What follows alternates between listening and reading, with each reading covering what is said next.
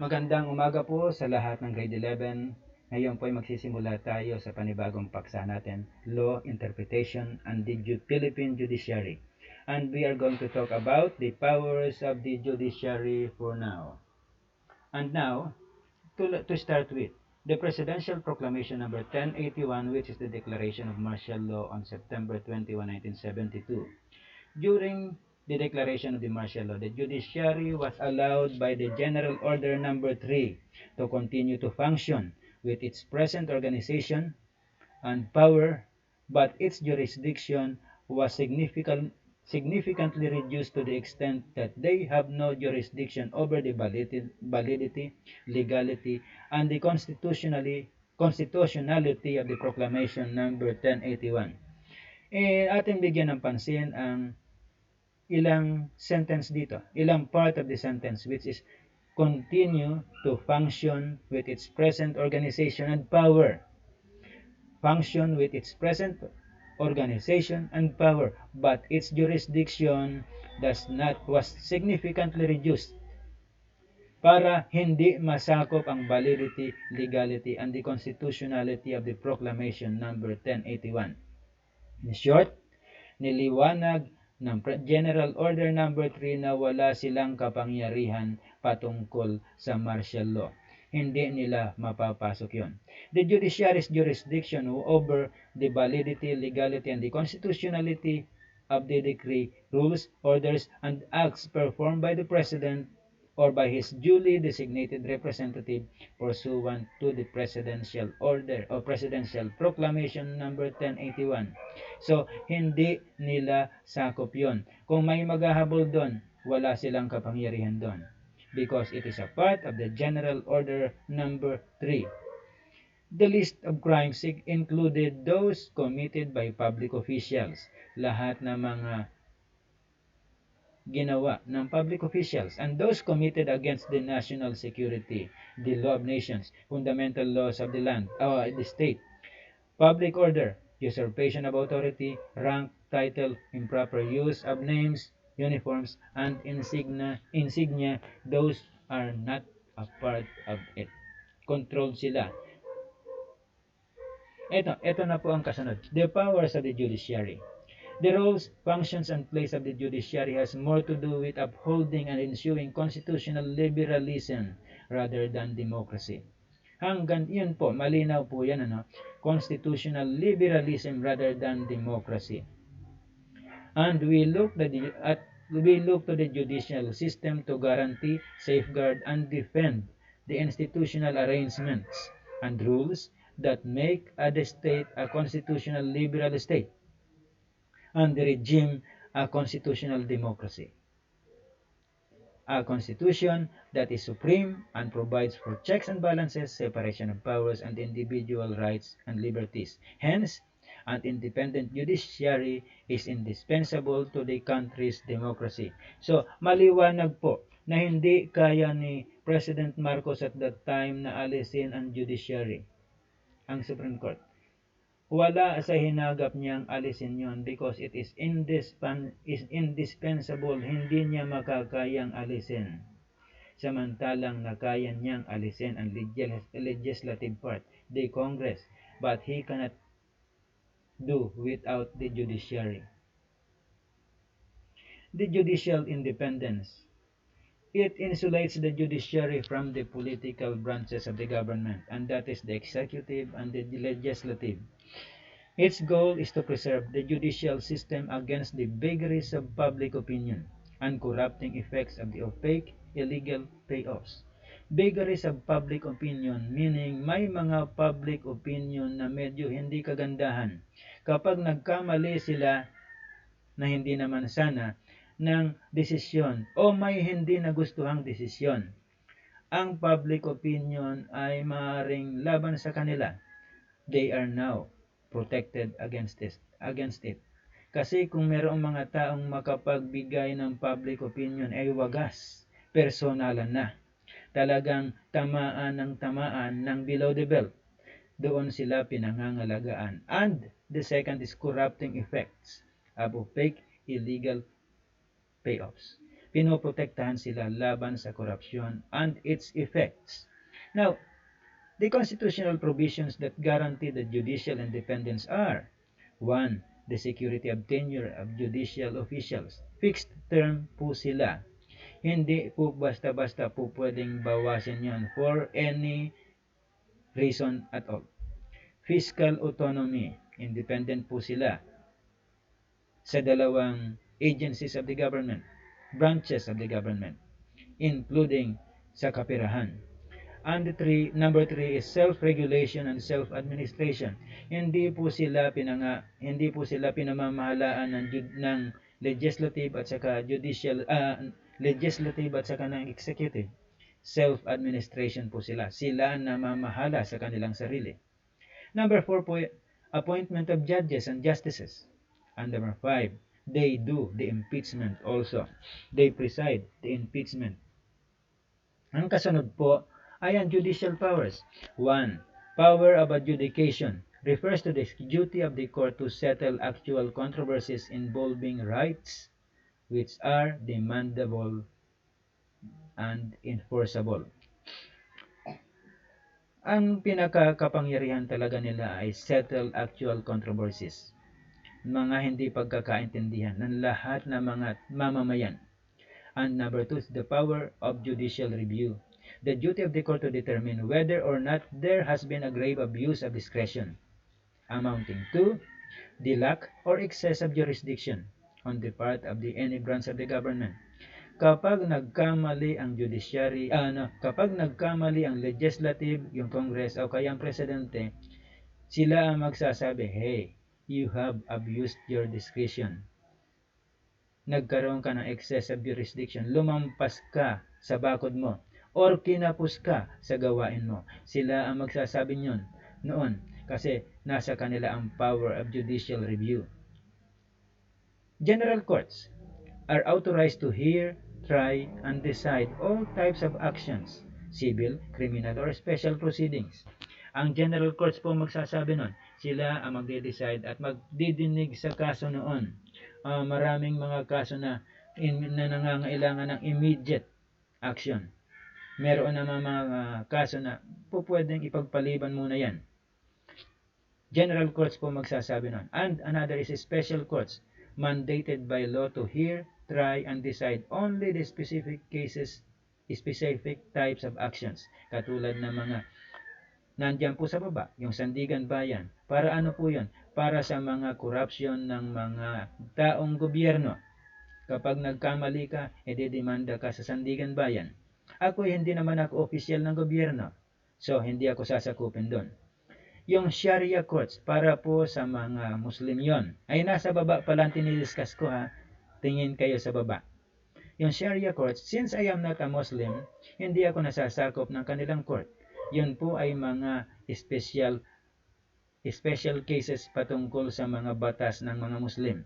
Hindi po ako sasakupin nun. Ganon din po ang mga estudyante kung hindi naman Muslim. Pero kung Muslim ka, pwede kang sakupin nun. Court of Tax Appeals, hindi ko gaanong kabisado ito. Pero of course, nasa pangalan pa lang, alam na natin may kinalaman sa mga buwis.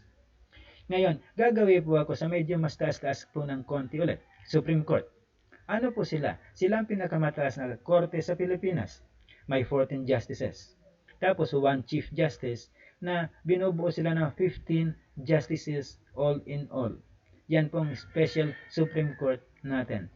Hindi po siya po pwedeng alisin, hindi po siya po pwedeng palitan palitan ang pangalan. Yan siya. Hindi siya basta po pwedeng magalaw. Court of Appeals, Regional Trial Courts are basic trial courts. Yan po ang kanilang yan po ang nakatag sa kanilang pangalan, Basic Trial Court. Tapos, ang Court of Tax Appeals of higher value ay special courts also. Mga special po sila na they can hear special cases lang po. Yung isa tungkol sa mga taong gobyerno, yung isa naman ay patungkol sa buwis, at ang ikatlo po naman na Sharia courts ay patungkol sa mga basic Muslim o Muslim laws. Nandito po ang figure 1, the Philippine Judicial System o yung kinalalagyan ng ating mga korte. Yung nasa blue corner, nasa center, the Supreme Court, sila po yung pinakamataas na korte sa Pilipinas. And that's why the Supreme Court is there. Alam na natin kung bakit. There are other three special courts, which is the Court of Appeals, the Sandigan Bayan, and the Court of Tax Appeals. Sila po ang mga korte natin na yan po ang pagkakaayos niyan. Then the Court of Appeals also and the Sharia courts, mga special courts po yan. Andito po sa baba ang Metropolitan Trial Courts, mga regional courts po yan. Municipal Trial Courts for cities, katulad ng sa Metro Manila po, doon po sila nandun. Municipal Trial Courts, yung mga malalaking bayan, municipal trial courts po sila. Yung maliliit na bayan po naman, na medyo kapos sa pondo, nasa municipal circuit courts, municipal circuit trial courts po. Halimbawa, merong isang bayan, bayan A, maliit po siya. Bayan B, maliit po siya. Ang sasakop sa kanilang korte ay isang korte lang po. Bayan A at Bayan B ang sinasakop ng municipal sa circuit trial court. At ang Sharia court, sa Mindanao lang po ito karamihan, may kinalaman sa mga Muslim legal matters. Is the Philippine judicial system democratic? Gandang tanong po, no? Part 1. Is the Philippine judicial system democratic? The first level courts are the Metropolitan Trial Courts o yung METC. Is based in Metro Manila and their counterparts in other cities outside Metro Manila and the municipal circuit trial courts, which are intended for 2 or 3 small municipalities that are not capable to have their own trial courts. Medyo maliliit lang sila, kaya kapos sila sa kakayahan magkaroon ng tinatawag na their own trial courts. First level po yon. Second level are the regional trial courts, RTC. And there are about 1 RTC for each of the 13 judicial regions in the Philippines. 1 RTC for each judicial region in the Philippines. The bigger regions can have as many branches as they can have in the region. Sa Maynila po, at saka yung ilang cities sa tabi ng Maynila, ng mga Makati, Quezon City, mapupuna muna RTC Branch 1, Branch 2, RTC Branch 2, RTC Branch 3, kasi kaya nilang maglagay ng maraming branches. Bakit po maraming branches? Kasi po, alam po naman natin na sa Pilipinas, napakaraming iba't ibang kaso na natatambak na. Kaya kung magdesisyon sila, matagal. Kasi kulang tayo sa mga justices at saka sa mga judges. Kaya nagkakaroon sila ng napakaraming mga branches para mapabilis ang takbo ng kaso. Pero mabagal pa rin. Ang ikatlo po ay Court of Appeals. The second highest tribunal in the Philippines, reviews the decisions of the regional trial courts. And also the administrative cases of the Ombudsman and those of the Department of Justice and other agencies exercising quasi-judicial functions. Una po tingnan natin, ano po yung Ombudsman? Sila yung binubuo ng mga lawyers na pang-gobyerno lang po. Mga empleyado ng gobyerno sinasakop nila.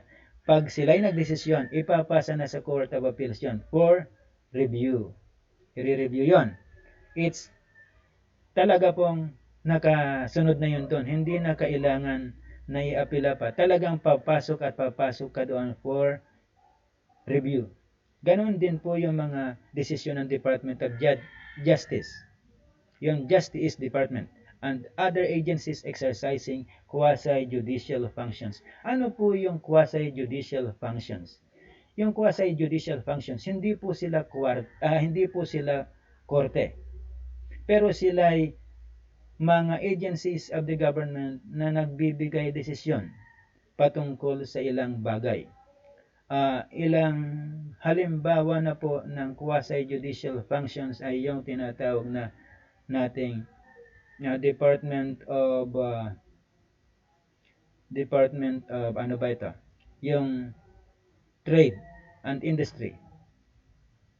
Kapag hindi ko nagugustuhan ang pagtaas ng presyo, hindi, palitan ko. Medyo malabo ang example ko. Palitan ko po. Yung desisyon, halimbawa, appeal for price increase ang Meralco sa isang agency ng gobyerno, Department of Energy, halimbawa, kunyari dyan, isang quasi-judicial function na kung saan magdedesisyon kung papayagan ba ang Meralco na magtaas ng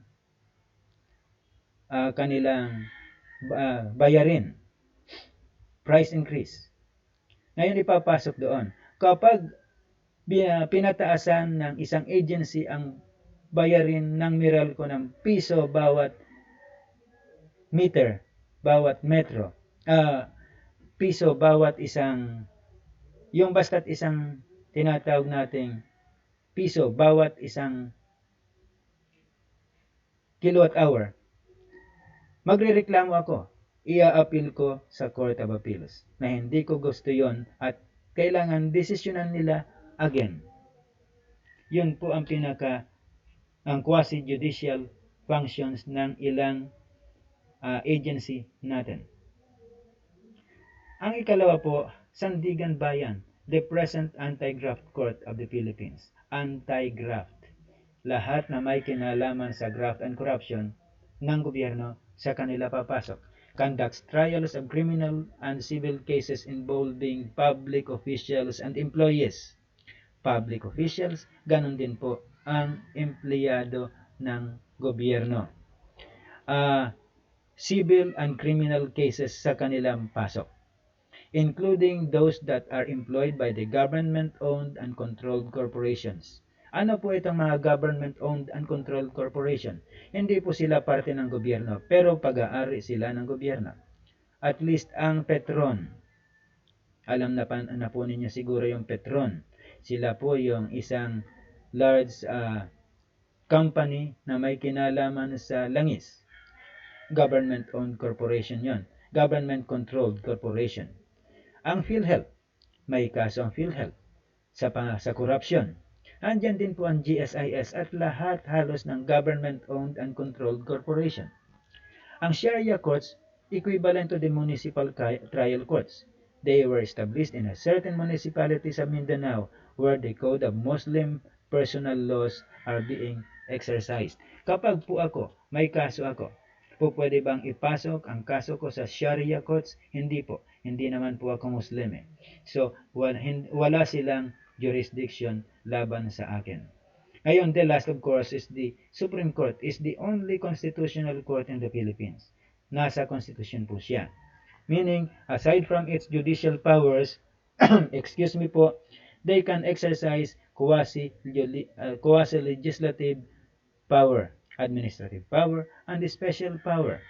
Pag-uusapan po natin kung ano-ano po ang quasi-legislative power, administrative power, at saka special power na Supreme Court natin. Ang quasi-legislative power po ng ating Supreme Court, the power to promulgate rules that make up the rules of court. These rules are enforcement of constitutional rights, mga karapatan pang-konstitusyon. It's my constitutional right to have my own religion. Constitutional right ko po yan. Karapatan ko po yan to exercise my own religion. Pleadings. Ano po yung pleadings? Halimbawa po, ako ay may kaso. Magtatanong na ang korte, how do you plead? Guilty or not guilty? Magsasabi ako ng not guilty. Karapatan ko yun. O kung po pwede ko rin po sabing guilty, Your Honor. Yun po, karapatan ko po yun. Hindi po basta ipapasok ako sa demanda without asking for my pleading. Number 3 po, practice and proceedings in all courts. Ang practice and proceedings in all courts, meaning uniform po yan. Hindi po ang korte sa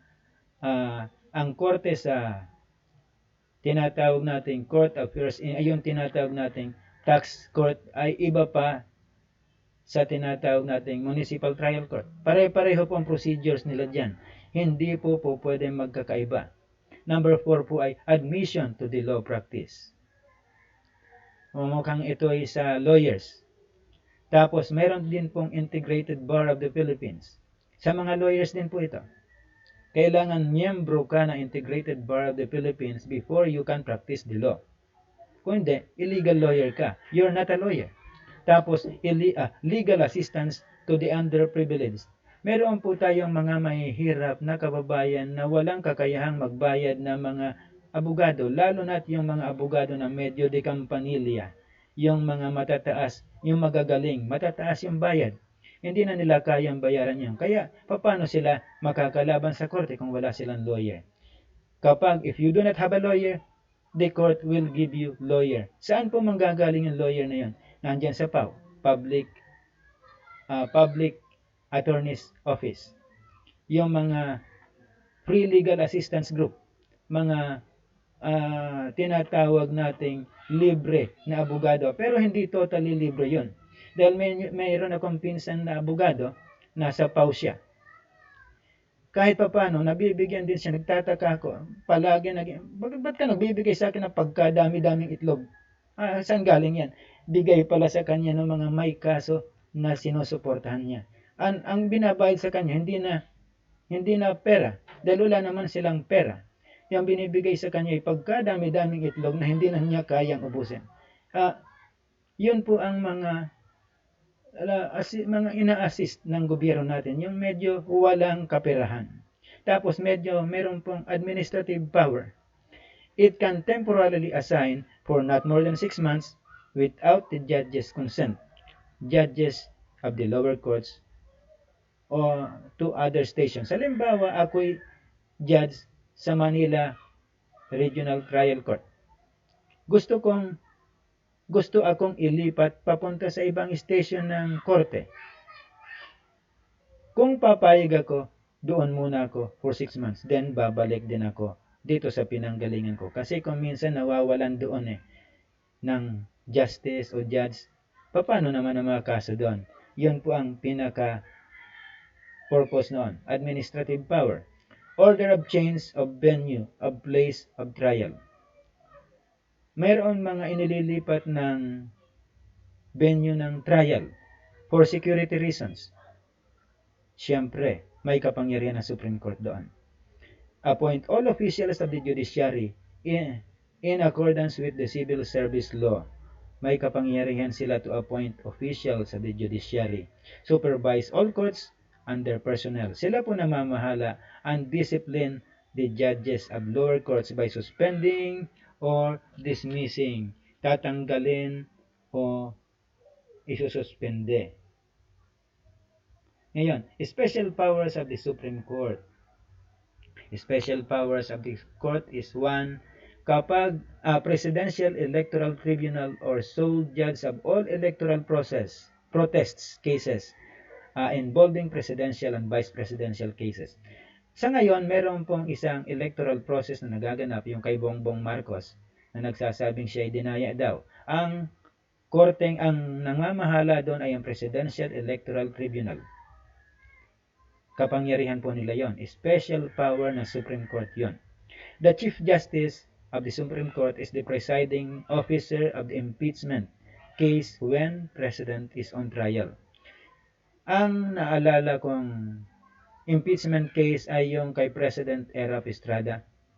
Isang impeachment na ang presiding officer ay ang Chief Justice ng Supreme Court noon. Ngayon, ang ikalawa po na wag na natin pag-usapan. At least isang example lang ang Chief Justice na namamahala nun. And number 3, finally, 3 of the Associate Justices sit as members of the 9-member Senate Electoral Tribunal on House Electoral. Tatlo po yan, balis yan. Tatlo po ay Associate Justice, Senate Electoral Tribunal at saka yung House Electoral Tribunal. Bali, sila po ang mga miyembro nun. Tatlo galing sa Supreme Court. At dyan na po natin nagtatapos ang ating home activity. Ang ating topic. Ang ating pong home activity is do page 135. Just follow its instructions, open notes, submit it after your performance task. Reminder, submit it after your performance task. Ako na po ang magsasabi sa inyo 3 days after your performance task. And reminder din po, galingan nyo po ang inyong performance task.